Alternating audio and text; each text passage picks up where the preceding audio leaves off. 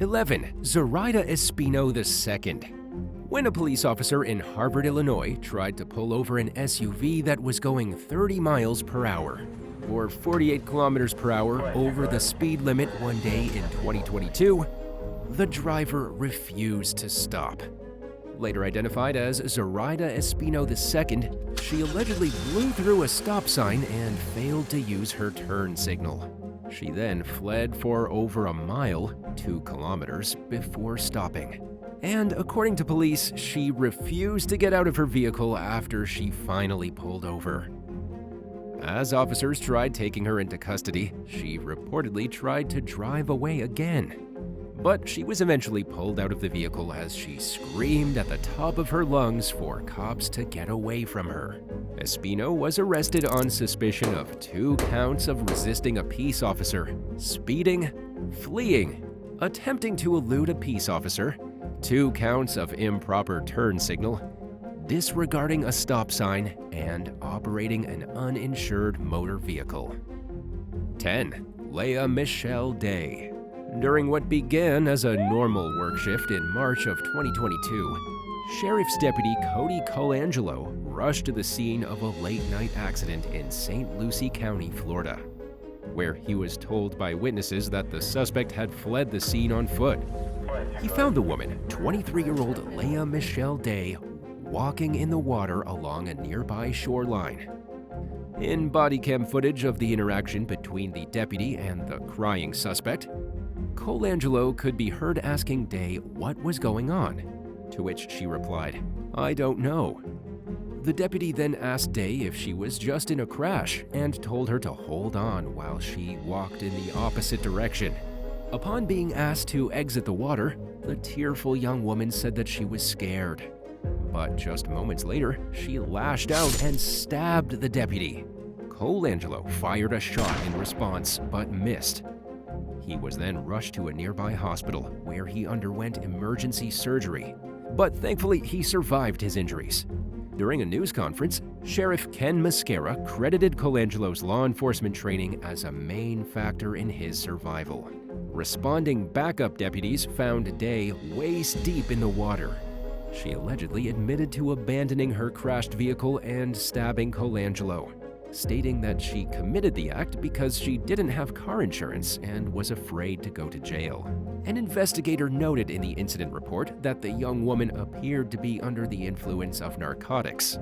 According to law enforcement, Day further explained that she wasn't trying to kill Colangelo when she stabbed him, but that her intention was to escape. Nevertheless, faces an attempted premeditated first-degree murder charge for the attack, which was described by authorities as completely unprovoked, and remains behind bars at the St. Lucie County Jail while awaiting her next court date.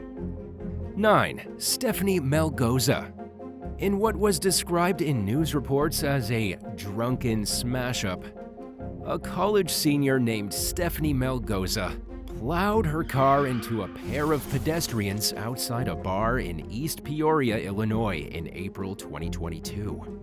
According to police reports, emergency responders arrived to find a human leg protruding from the grille of Melgoza's vehicle, and her blood alcohol content was more than 3 times the legal limit at the time of the crash. Paramedics did everything in their power to try to save the victims, 55-year-old Paul Prowant and his partner, 43-year-old Andrea Rosewitz. But the couple died from their injuries. As the scene unfolded, Melgoza allegedly showed a bizarre lack of emotion. But the situation got even more disturbing when she nonchalantly admitted to officers that she'd been drinking, and added a snarky comment about how her night was just getting started when the accident occurred. There was an open bottle of vodka on the floor of her car, indicating that she not only got behind the wheel drunk, but that she may have continued drinking while driving. Either way, the young woman did not seem to grasp the seriousness of what had just happened. Melgoza seemed more concerned with being able to attend her college graduation in 4 weeks and making it to her class the next day than she was about the fact that she just killed 2 people. She could even be seen grinning and giggling in police body cam footage of a field sobriety test that was performed right before she was taken to the hospital for a DUI kit. Video captured by Officer Jeffrey Bieber, who accompanied Melgoza to the emergency room, showed her singing, dancing, and repeatedly mentioning that she had school the next day. In an obviously frustrated tone, Bieber reminded her that she killed 2 people and was going to jail. She then asked if she could attend class later in the week. There was clearly some sort of disconnect between what was going on in Melgoza's mind and the reality of the situation.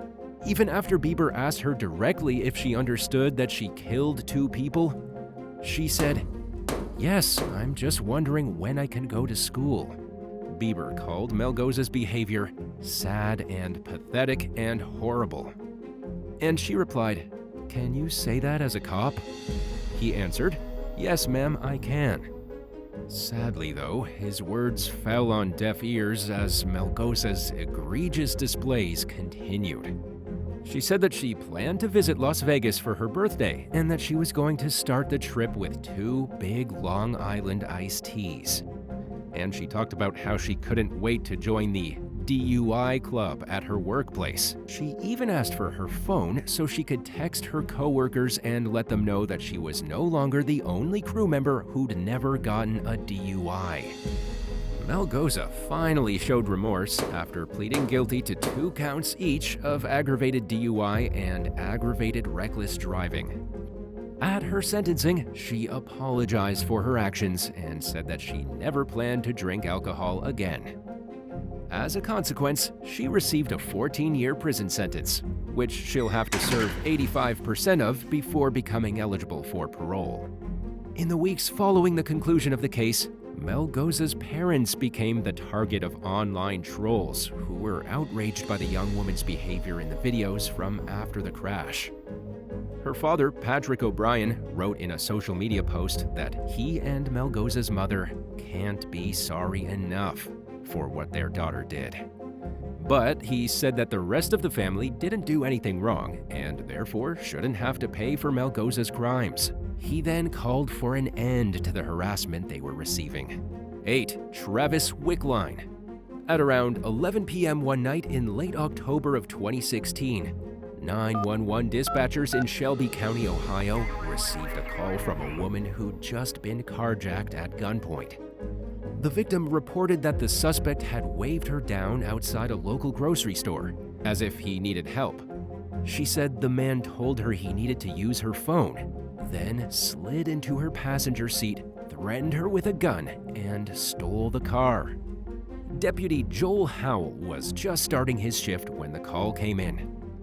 He and another deputy, Frank Blay, began scouring the area in search of both the victim and the suspect.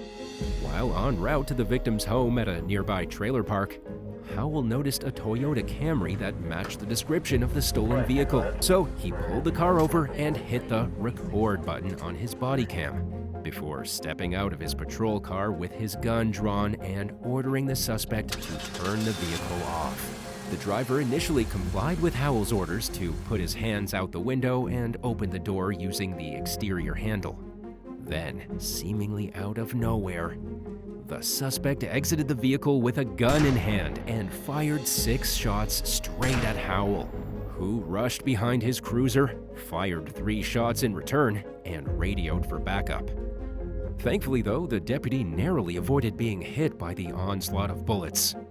The suspect got back into the stolen Camry and fled the scene, leading law enforcement on a harrowing high-speed chase down the dark, winding roads of Ohio's heartland.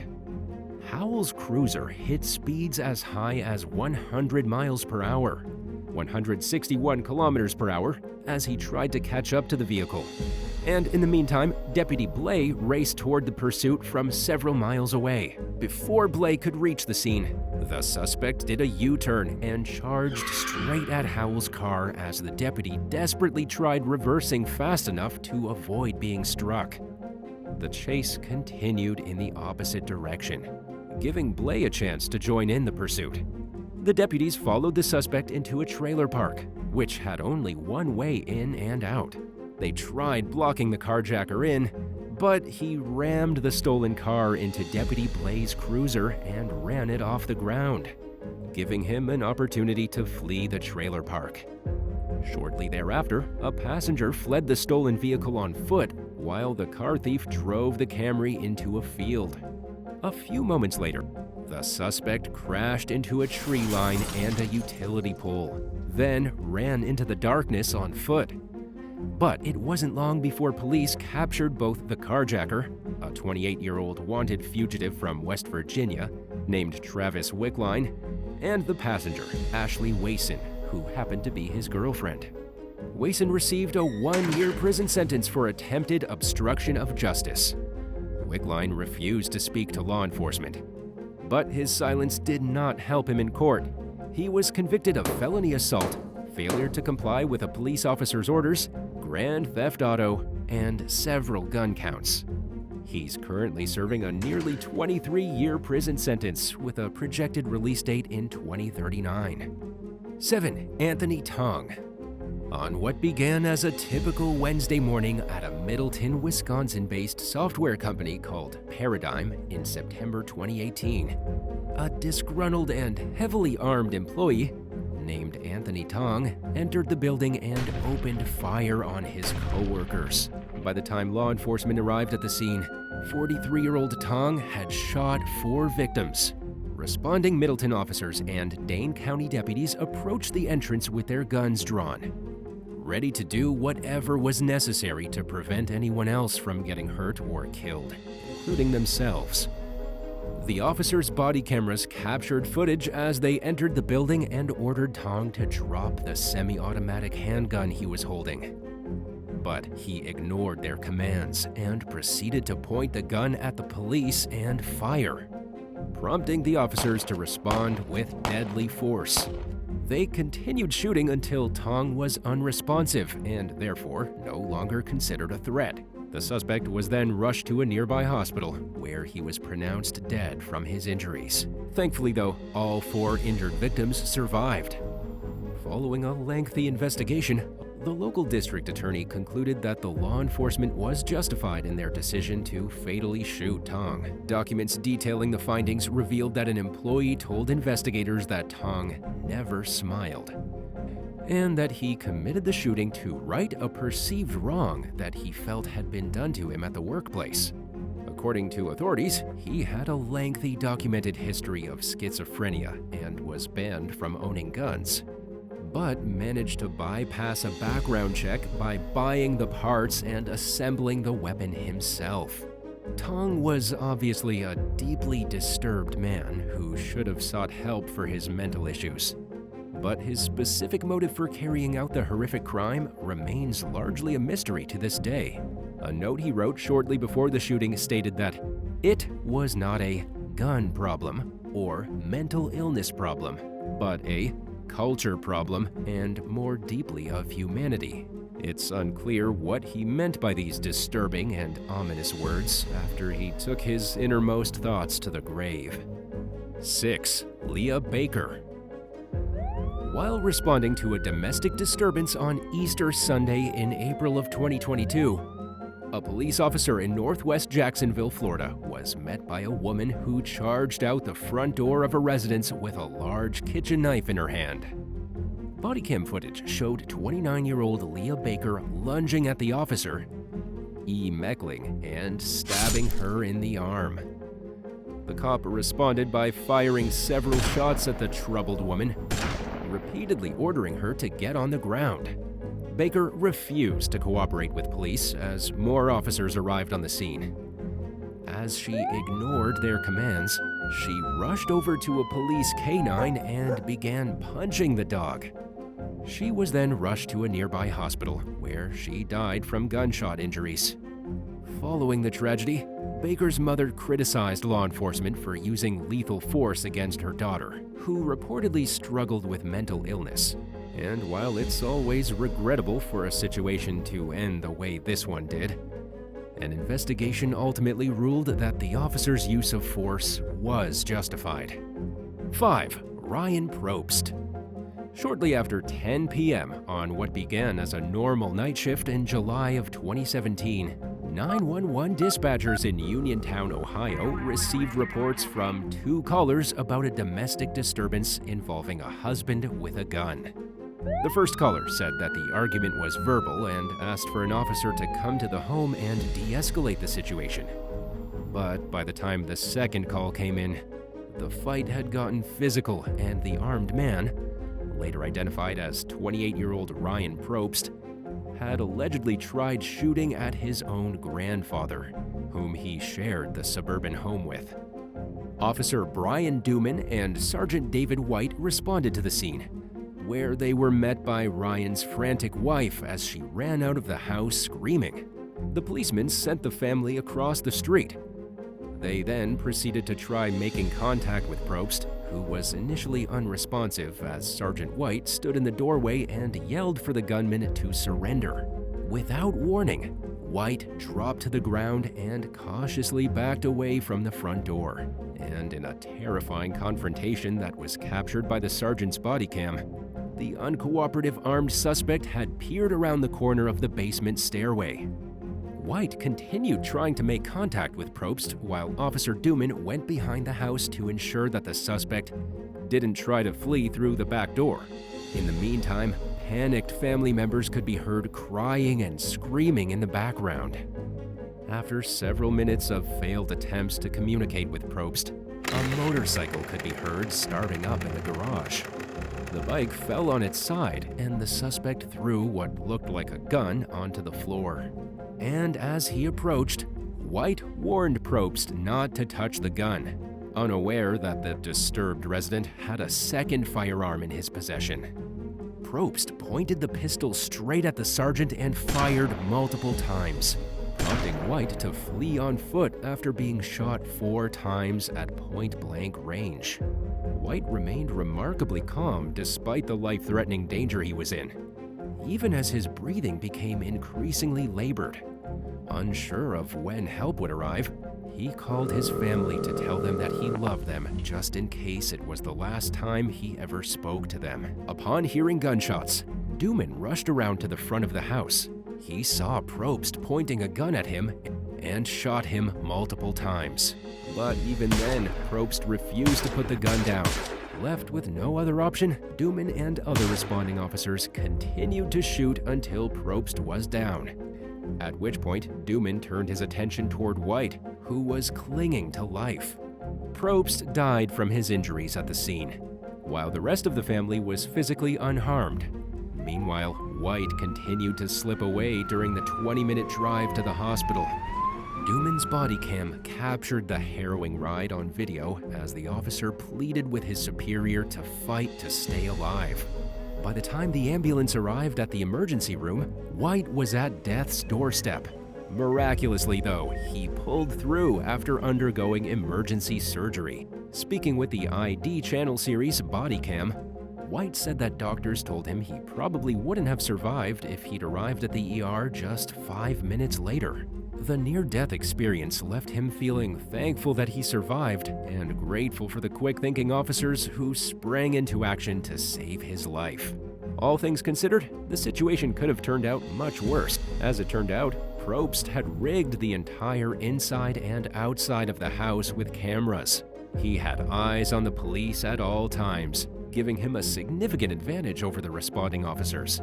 And based on his behavior and psychiatric history, it was clear that he was intent on killing the police at the scene. Following the ordeal, White retired from the police department to focus on recovering from his injuries, spending time with his family, and riding his Harley-Davidson. 4. Christopher Chase.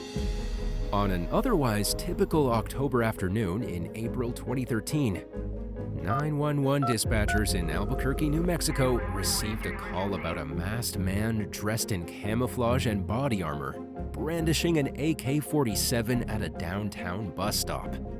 Officer Eric Martinez was the first to arrive at the scene, where a witness at a nearby car wash captured footage of the cruiser rushing into the parking lot. Then, just moments later, gunfire rang out. The suspect was shooting at Martinez from a few blocks away, and he was making no effort to retreat or hide from the officer. He seemed like a man on a mission to ambush law enforcement, and backup couldn't arrive fast enough. Martinez hid behind a civilian vehicle and returned fire as all other officers on duty rushed to the scene. The shootout was happening in extremely close proximity to an outdoor market, where hundreds of civilians ducked behind parked cars and prayed that they'd remain out of harm's way. Harrowing footage from another officer's body cam captured the policeman screaming at pedestrians to go indoors immediately. As a growing number of cops approached the scene, the suspect got into Martinez's unattended patrol car and sped off with the officer's rifle and police radio inside, escalating the situation to a whole new level of danger. And as the crazed gunman passed several officers who were approaching from the opposite direction, he hung his gun out the window and began shooting at the cops. The officers managed to avoid being struck, but the oncoming bullets disabled one of their cars. Just minutes later, Officer Dan Morales encountered the suspect and was shot in his foot and lower leg. Moments after that, the gunman shot another cop a few blocks away. At that point, the police realized that the suspect was specifically targeting members of law enforcement rather than civilians. As the suspect exited the city, Bernalillo County Deputy Robin Hopkins spotted the stolen cruiser and made a split-second decision to crash into it in an attempt to disable the vehicle once and for all. But she too was shot by the suspect. The bullet shattered her femur, bringing her participation in the pursuit to a terrifying end. Hopkins was rushed to the hospital with her life hanging in the balance. Meanwhile, the sergeant leading the chase realized that it needed to end by any means necessary and authorized the use of deadly force. Later identified as 35-year-old Christopher Chase, the suspect was a violent ex-con and lifelong police hater, with the words "cop killer" tattooed on his knuckles. The night before the pursuit, he'd been accused of a disturbing crime by his ex-girlfriend. He apparently snapped and decided to take his aggression out on law enforcement. To this day, his reasons for hating the police so deeply remain unclear. As soon as the opportunity presented itself, Albuquerque officer Dan Colt fired his rifle at Chase through his windshield from behind the stolen patrol car. He and another officer followed Chase into a gas station parking lot and continued firing at the suspect, killing him at the scene and restoring safety to the city. Deputy Hopkins nearly lost her life and her leg, but thankfully she and the other two injured members of law enforcement survived, and surgeons managed to save her leg. 2 years after the incident and multiple painful surgeries later, the military veteran and avid long-distance runner was finally able to start running again. 3. Sage Crawford. On February 4th, 2021, a 911 caller reported seeing a loose dog, a woman, and 2 kids walking in the street in Alta Sierra, California.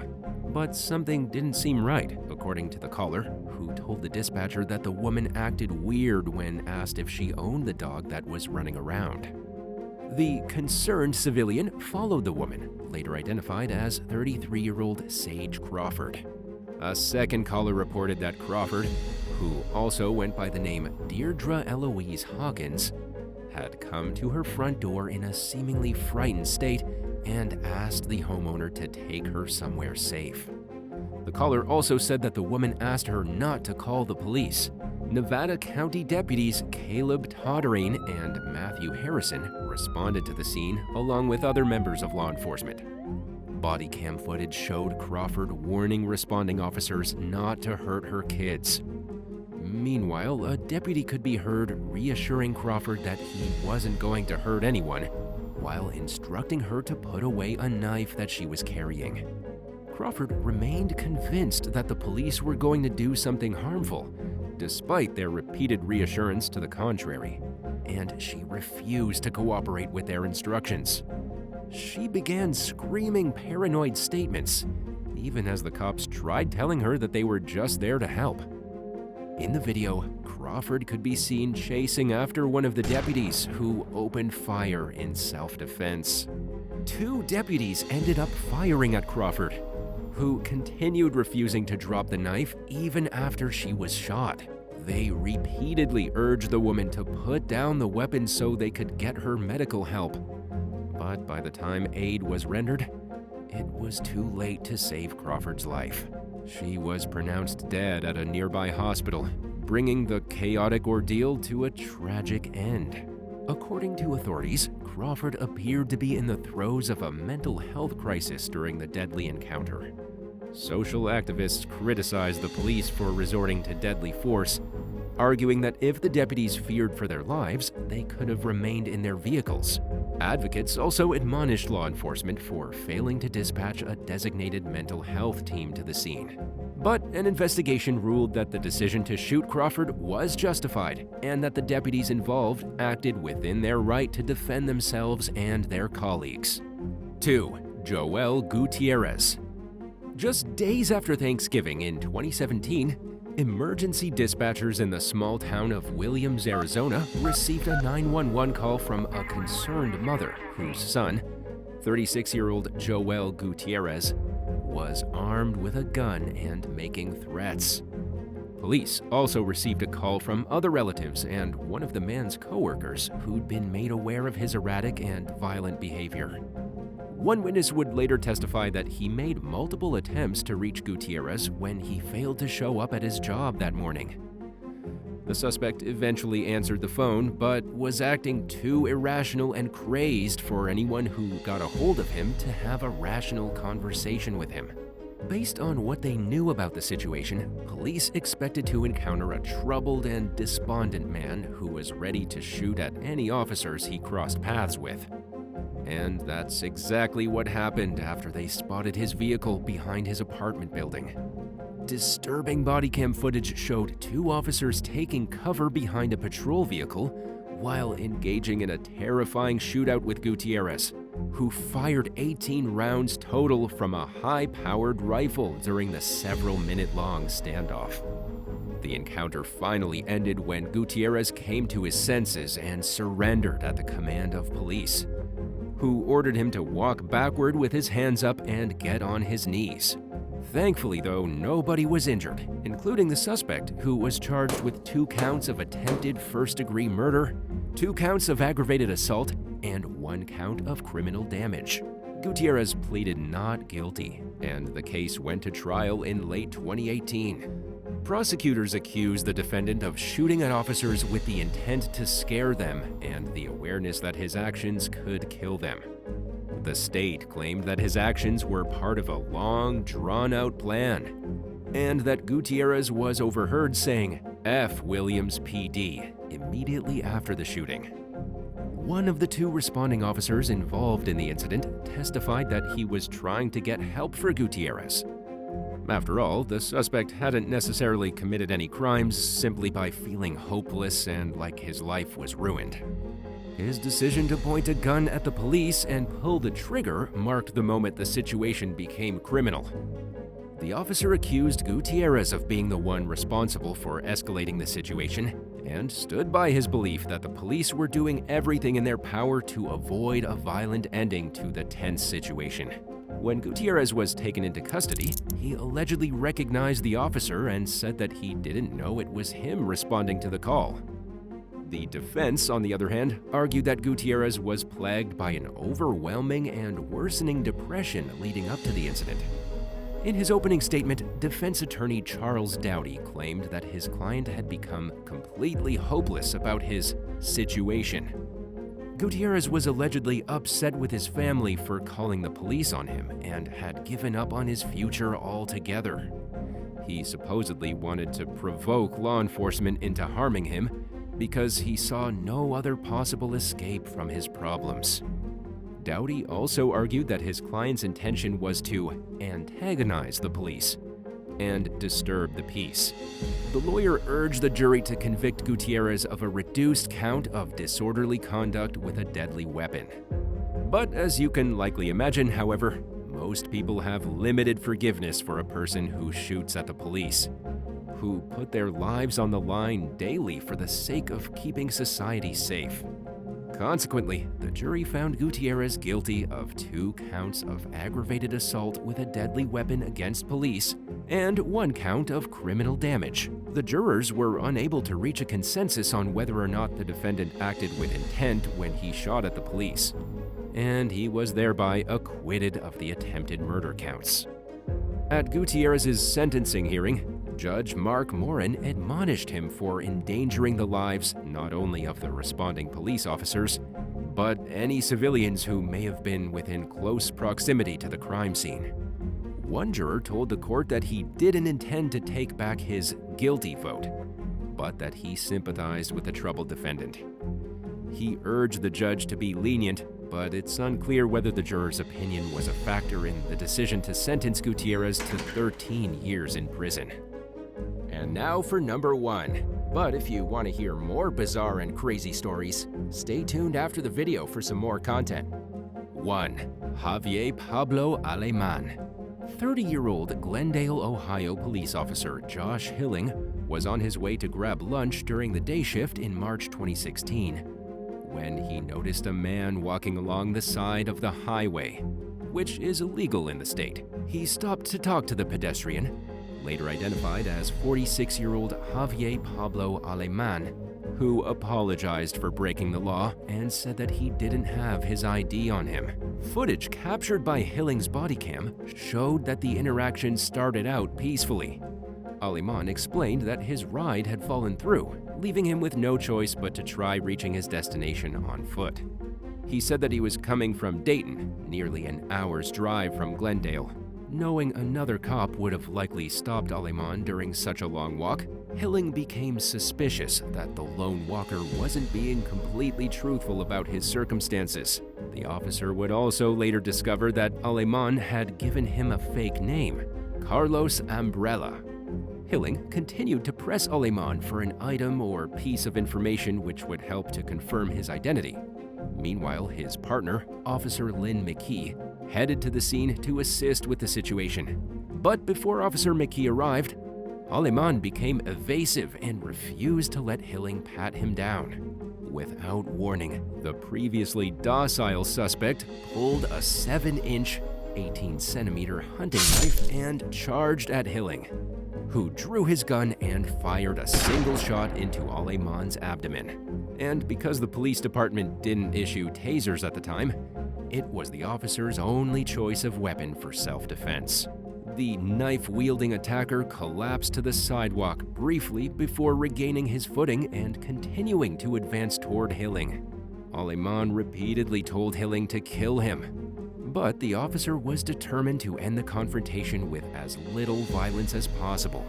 Even as the gap between the armed suspect and speeding highway traffic grew increasingly narrow, as he cautiously walked backwards, Hilling ordered the weakened suspect to stay on the ground. Oncoming traffic ground to a halt, giving Hilling more room to work with as he avoided resorting to gunfire. Officer McKee arrived in the middle of the standoff as Aleman continued walking toward the cops and refusing to drop the knife. In the video, the suspect could be heard saying, "I'll kill again," causing the officers to fear that he'd already murdered someone. Knowing the situation needed to end, McKee prepared to fire a lethal shot at Aleman. Then, just in the nick of time, an officer from a nearby department arrived. Unlike the other cops at the scene, he had a taser. He swiftly deployed the weapon, causing Aleman to fall face down on the ground and enabling police to safely take him into custody. Aleman survived his bullet wound, and as it turned out, he was wanted for stabbing a man to death in Baltimore less than 2 weeks earlier. He was sentenced to 11 years in Ohio for assaulting an officer and pleaded guilty to second-degree murder in Maryland, but was found not criminally responsible due to mental illness. Under normal circumstances, this would result in a defendant being committed to a state mental hospital. But according to the most recent available update on the case from 2019, Ohio and Maryland were entangled in a court battle over whether Aleman should be sent back to Ohio to serve his 11-year prison sentence. Records show that he's not currently in custody in Ohio, indicating that he's most likely institutionalized in Maryland. Number 9. Mark Farren Cloud Biart. Modern technology is making it increasingly difficult to run from the law. It's hard to go almost anywhere without being captured on a home or business surveillance system. But one fleeing felon unknowingly did himself in by posting videos of himself on YouTube. 53-year-old Mark Farren Cloud Biart was an Italian Mafia member who went on the run in 2014 when he learned that he was wanted for trafficking cocaine in the Netherlands. He moved to an Italian expat community in the Dominican Republic, where he lived quietly and simply moved on from his criminal past as if it had never happened. Biart's passion for Italian cooking would prove to be his undoing. He began posting videos of himself cooking alongside his wife on YouTube, thinking that he wouldn't be recognized because he didn't show his face in the footage. But the fugitive failed to consider his distinctive tattoos, which detectives recognized in one of his videos. That was all it took to bring Biart's leisurely new life to an abrupt halt. It's probably safe to say he regrets his decision. Number 8. Eduardo Zamora. 27-year-old Eduardo Zamora shot and killed his girlfriend outside a gas station in Harlingen, Texas last year. His girlfriend was 28-year-old single mother and nurse named Destiny Pemilton. He also shot a Cameron County Sheriff's deputy and a U.S. Marshal who responded to the shooting from nearby, leaving both injured. Zamora knew he had screwed up, and he wasn't about to stick around to face the consequences. He fled the scene, and then fled the country, and went to the town of Rio Bravo in Mexico. His Audi was found abandoned on the outskirts of Harlingen, but his time on the run was short-lived. A few days after his arrival, Mexican police from the Tamaulipas State Police Special Operations Group caught up with Zamora at a house just south of the border. Instead of cooperating with their orders, the fugitive pulled a gun and began firing, hitting 2 officers in the process. The team shot back, and Zamora was killed. Meanwhile, back in Texas, Harlingen police declined to provide any possible motives for the crime. Number 7. Brian Laundrie.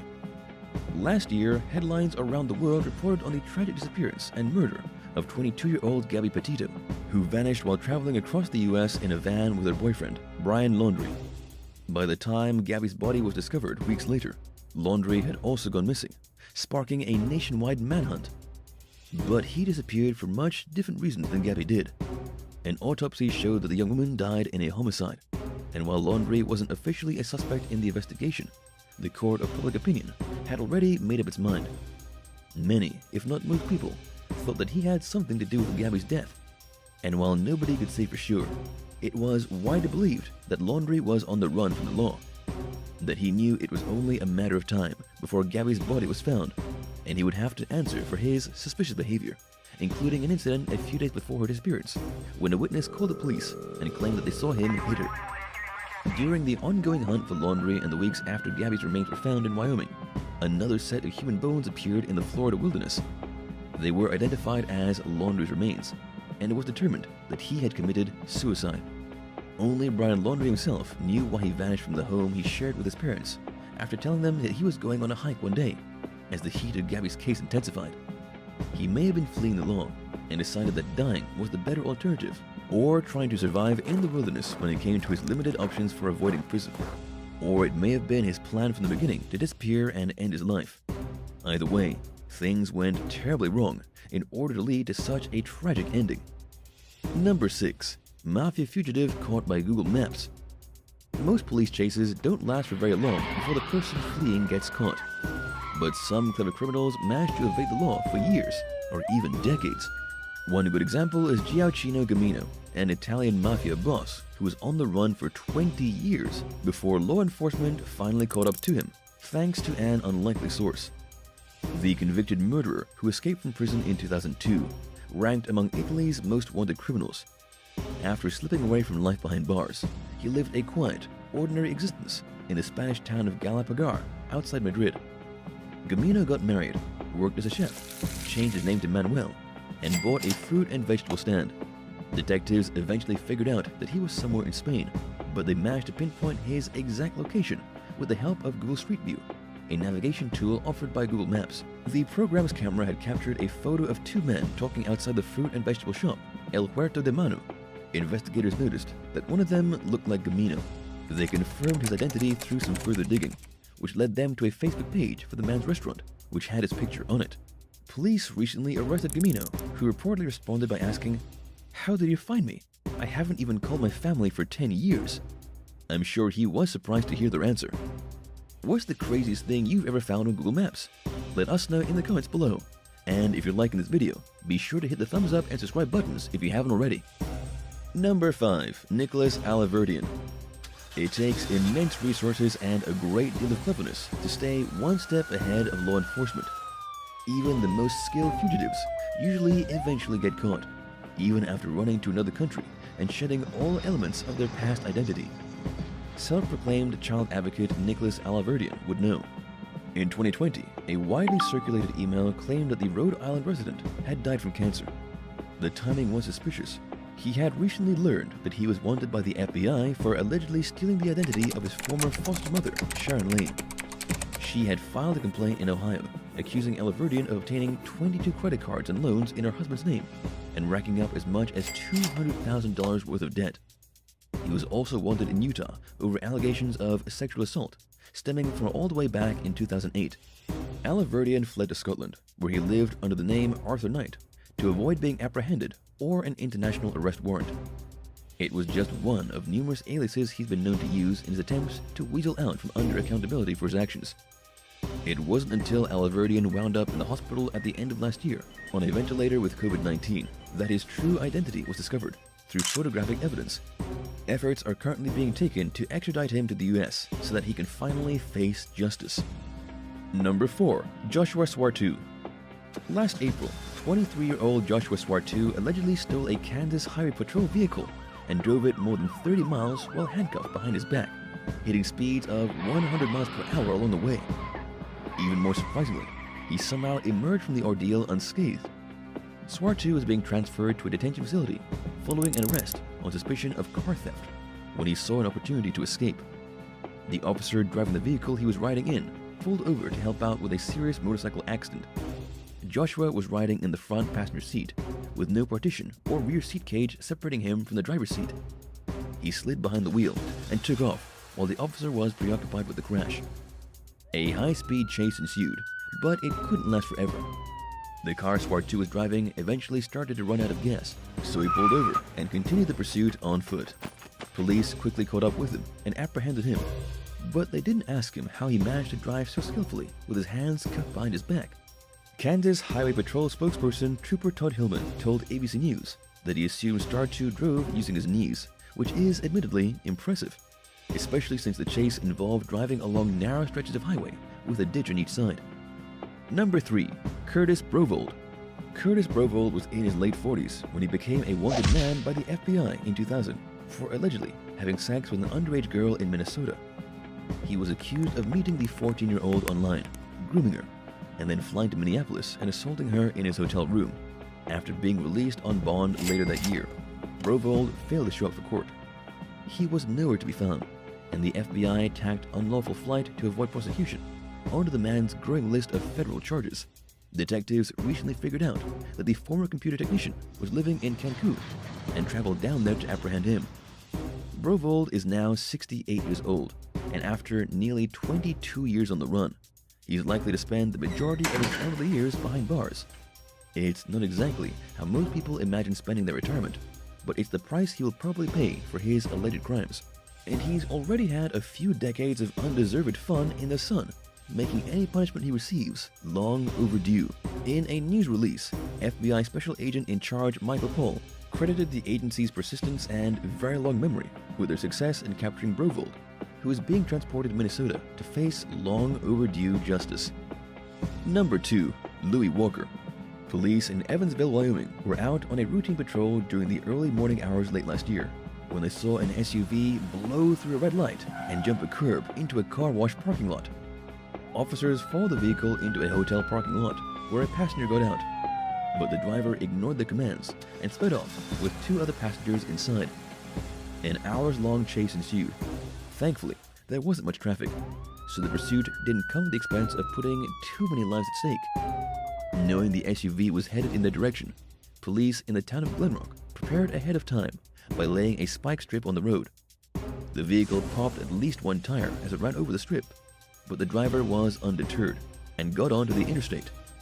He continued driving at over 90 miles per hour, even after one of the tires came off. The SUV continued to roll along on its rim, spewing sparks onto the pavement. At one point, the driver pulled over and let another one of the passengers out. The chase resumed as the passengers told police that the two remaining suspects had weapons and that they weren't about to go down without a fight. Officers once again deployed spikes, and the driver continued to evade capture. But you can't run forever, especially with deflated tires, as the remaining criminals in the vehicle were about to learn. After hitting some rocks, the SUV finally came to a stop. Police had chased it for 58 miles before finally taking the suspects into custody at gunpoint, and thankfully without incident. They found a loaded handgun in the vehicle. The driver, Louis Walker, admitted that there was also drugs inside the SUV and reportedly confessed to using cocaine before the chase. He faces multiple charges, including eluding police officers, reckless endangerment, and possession of a controlled substance.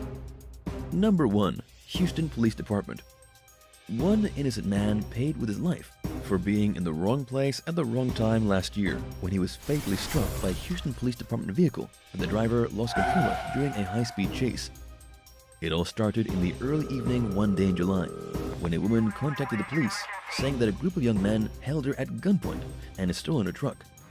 The dealership she had bought the vehicle at was able to trace its whereabouts, so she gave the information to law enforcement. Officers attempted to pull the truck over, but instead of complying, the driver sped off. The chase eventually ended with 5 youths jumping out of the truck and making a run for it on foot. Police managed to capture 3 of them and charged them with aggravated assault. Right as the situation was starting to wind down, an HPD unit veered off the road and crashed into a pedestrian on the sidewalk, killing him in the process. EMTs tried to save the man's life, but it was unfortunately too late. Both officers who were in the vehicle that crashed have been members of the force for less than 2 years. They were placed on administrative leave while the situation is investigated. This is just one example of the many tragedies that results from high-speed police chases. Researchers found that between 1979 and 2015, these pursuits killed at least 5,000 bystanders and injured tens of thousands more. The actual number is probably even higher according to the study, because there's no solid established system for keeping track of these disturbing statistics.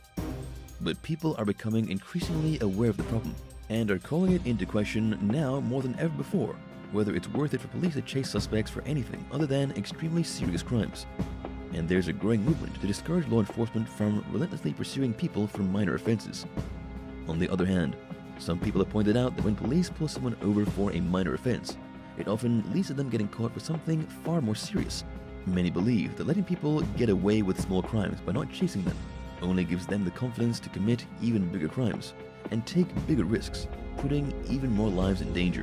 What's the scariest police-related incident you've ever witnessed firsthand? Let us know in the comments down below. And if you enjoyed this video, be sure to leave a like and subscribe to the channel. Thank you so much for watching, and we'll see you in the next one.